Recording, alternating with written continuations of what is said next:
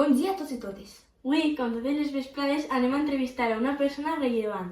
Doneu la benvinguda a Irene Juliot Curie. Bon dia, Irene. Com et trobes? Molt bé, i vosaltres? Molt bé. Bueno, si no t'importa, anem a proseguir amb una sèrie de preguntes. D'acord. Bueno, la primera pregunta. Creus que si ta mare no s'haguera dedicat a l'àmbit científic, hagués treballat en una altra cosa?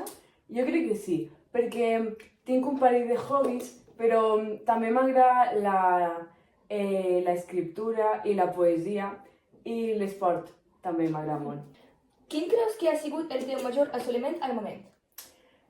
Bueno, jo en tinc molts, però tinc dels que estic orgullosa, però crec que no puc elegir un, com a molt podria elegir dos. I quin seria?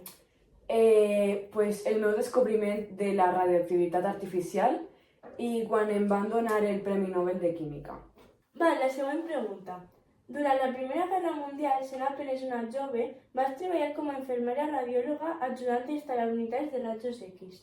Quin impacte va tindre en tu veure de prop el sofriment dels hospitals de campanya?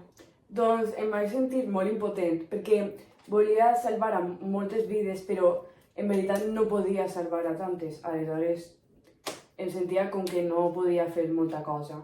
Sabem que has tingut moltes lluites contra la discriminació de gènere. En qui et vas inspirar per a tindre aquests pensaments? Em vaig inspirar en ma mare perquè ella estava molt connectada a tot el món este. Val, ja queda menys. Abans has anomenat el teu descobriment de la radioactivitat artificial. Podries explicar-nos sobre què tracta i com ho vas descobrir? Doncs estàvem el meu home, Frederic, i jo en el laboratori i estàvem experimentant en llàmines d'alumini i ens vam adonar que estava tota l'estona emitint radiació.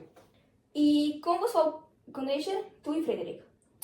Doncs era 1925 i jo estava ajudant a ma mare, jo estava treballant amb ma mare en l'Institut de París i ell va entrar d'aprenent. Aleshores ens vam conèixer ahir i un any després ens vam casar. Val, la meva última pregunta.